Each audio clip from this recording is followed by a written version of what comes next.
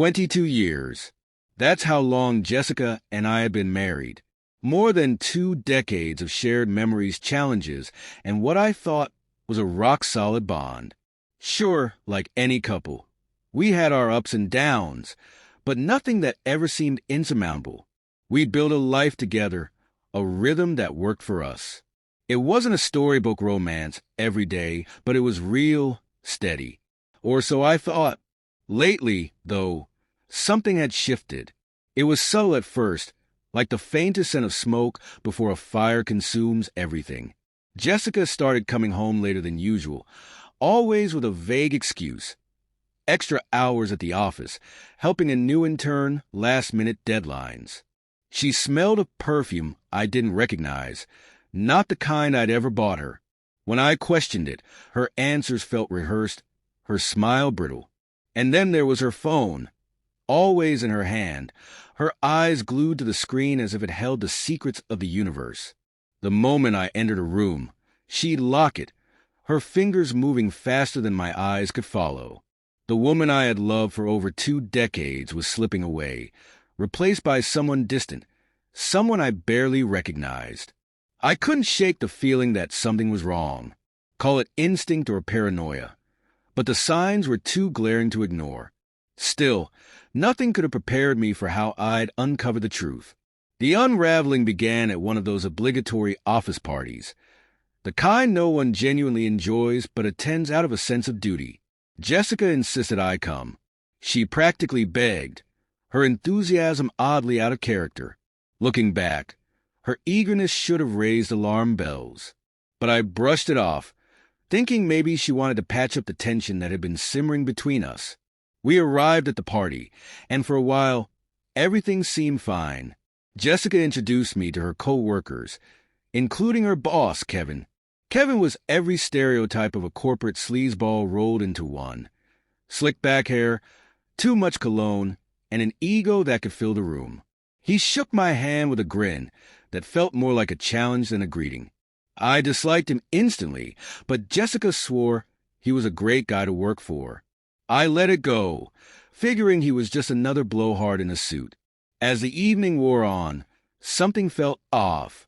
I'd catch Jessica and Kevin in whispered conversations, standing too close, laughing too easily. Every glance between them set my teeth on edge. When I asked her about it, she dismissed me with a giggle, waving me off like I was being ridiculous. "Oh, Kevin's just funny," she said, her tone light but her eyes wary.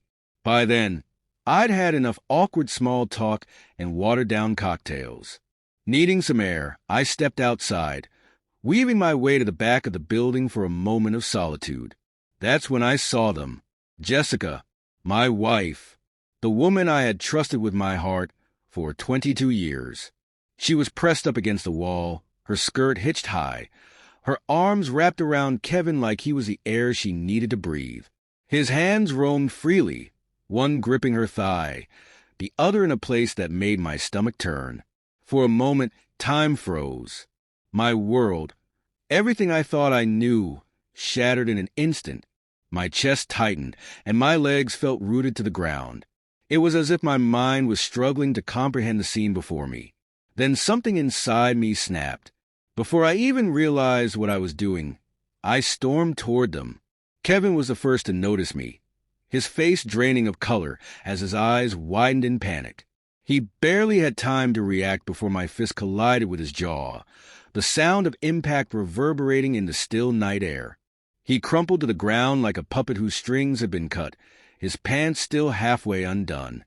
Jessica let out a startled scream, stumbling back, her hands frantically trying to fix her disheveled clothes. "What the hell, Mike?" she screeched, her voice shrill, as if I was the one in the wrong. Unbelievable.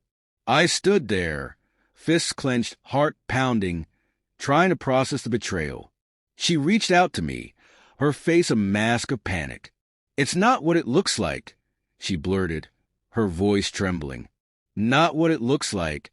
That tired, cliched line, even with her skirt still askew and Kevin groaning on the ground. She had the audacity to say that. Not what it looks like. I spat, my voice low but laced with venom. Jessica, I just caught you with your skirt around your waist and your boss all over you. What else could it possibly be? Her excuses came tumbling out in a frantic rush, half-baked and desperate. I was trying to push him away. He was drunk. It meant nothing, I swear. I stared at her, my mind racing, my chest heaving with anger. You think I'm that stupid? I snapped, my voice rising. How long has this been going on? Her face flushed, and her demeanor shifted from pleading to defensive in an instant. It was just this once, she insisted, her voice growing sharper. It was a mistake. I didn't mean for it to happen. A mistake? I repeated, my tone dripping with sarcasm. Like the time I forgot our anniversary? Or the time I accidentally watched you let your boss grope you at an office party? Sure, Jessica, mistakes happen. I couldn't take it anymore. Standing there, watching her flounder for excuses, her words hollow and meaningless, I felt something inside me harden. Without another word, I turned on my heel and walked away. I got into my car and drove off, leaving her standing there next to Kevin, who was still groaning on the ground. The drive home was a blur, my hands gripping the steering wheel so tightly I thought I might tear it off. My thoughts swirled in a storm of anger, betrayal, and heartbreak. The woman I had loved, the life we had built. It all felt like a cruel lie. And in that moment, one thing became clear. Nothing would ever be the same again. 22 years of marriage, gone in the blink of an eye. I had built my life around Jessica, believing in the strength of our bond. Sure, our marriage wasn't a Hollywood romance, but it had a rhythm, a quiet steadiness that I thought was unbreakable. But that night shattered everything. When I left that party, I couldn't think straight. My mind was a whirlwind of rage, disbelief, and something worse, sadness. Beneath all the anger, there was an ache in my chest, a weight so heavy it felt like I might crumble under it. 22 years of love, trust, and shared memories reduced to ashes in one night. I pulled into our driveway and just sat there, staring blankly at the house we'd made a home. The home where we laughed, argued, celebrated, and lived, now tainted by betrayal. The memories swirled in my mind like ghosts. Our wedding day, vacations to the mountains, lazy Sunday mornings where we stayed in bed too long. They all felt counterfeit now, as if they were part of some elaborate lie she'd been living. How long had this been going on? Had she ever truly loved me, or was it all just convenient? I finally dragged myself inside, but even the house felt foreign, the warmth gone. I couldn't look at the photos on the mantel, smiling faces that now felt hollow. I poured myself a drink, then another, but no amount of whiskey could dull the sting of what I'd seen. Every time I closed my eyes, the image of Jessica with Kevin replayed like a nightmare on loop. Her pathetic excuses echoed in my ears, and then an even darker thought hit me. What if this wasn't the first time? What if Kevin wasn't the only one? By morning, my anger had cooled into something colder and more resolute. I wasn't just furious. I was done. I couldn't let her gaslight me into thinking this was a one-off mistake. I deserved better. Anyone would. Around noon, I called her, not out of a desire to reconcile, but to see if she'd even attempt to justify herself. She didn't answer, of course. Instead, she sent a text. Mike, we need to talk. I'm sorry about last night. Can we sit down and work this out? It was a huge mistake. I love you. Please don't do anything rash. Rash.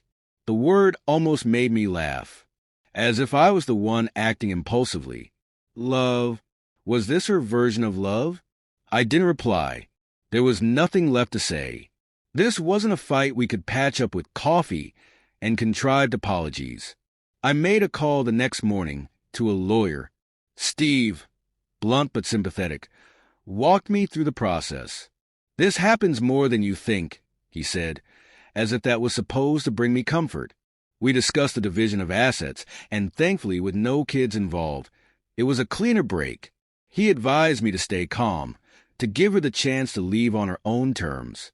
"It'll look better if things go smoothly," he said. That night, Jessica came home, her demeanor a mix of nervous energy and fake nonchalance. She tried to act like everything was normal, but her eyes gave her away. "Hey," she said softly, testing the waters, her voice laced with forced calm. I didn't bother to play along. "There's nothing to talk about," I said coldly. "I've already called a lawyer. This is over." Her face fell, the mask slipping to reveal panic. "Wait, Mike. Are you really going to throw away 22 years over one stupid mistake? It didn't mean anything." There it was again. It didn't mean anything. The phrase made my blood boil. "Do you even hear yourself?" I snapped. "It meant enough for you to let him put his hands on you in a parking lot. Don't insult me by pretending otherwise." Her tears came quickly, a tactic I'd fallen for in the past. "But not this time." "You don't mean that," she whispered, desperation creeping into her voice. "We can fix this. Therapy, anything. I'll quit my job if you want. Just don't do this." I stood, my voice firm and unyielding.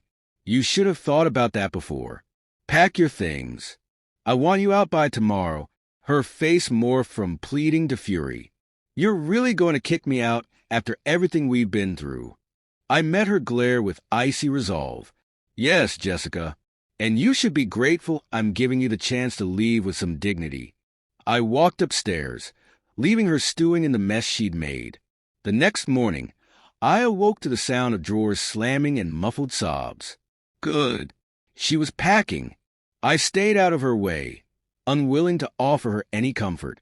She'd already taken enough from me. As she loaded the last of her bags into the car, she hesitated by the door, her eyes red and puffy. "Mike," she started, her voice barely audible. I cut her off. "Don't. Just go." She bit her lip, as if hoping I'd change my mind, but I didn't. I wasn't going to give her the satisfaction. With a shaky nod, she turned and walked out of my life. As her car disappeared down the street, a strange calm settled over me. It wasn't happiness, exactly, but it was close. It felt like peace. The divorce was finalized a few months later, the process as smooth as Steve had predicted. Jessica didn't fight me, probably because she knew I had the upper hand. We split everything evenly, and just like that, 22 years of marriage was reduced to paperwork and signatures. Looking back, I can see all the signs I missed, how blind I was to the cracks in our foundation. But hindsight is always 20/20, isn't it? If there's one thing I've learned, it's to trust your instincts. If something feels wrong, it probably is. For anyone reading this who's been through something similar, I get it. It feels like your world is crumbling, but you'll get through it. It hurts, and it'll hurt for a while. But eventually you'll breathe again. You'll find yourself again. As for me, I'm taking it one day at a time. I've rediscovered hobbies I'd forgotten, started focusing on the things that bring me joy. I'm not rushing into anything new, but maybe someday I'll meet someone who values what we have. Until then, I'm learning to value myself again. And honestly, it feels pretty damn good.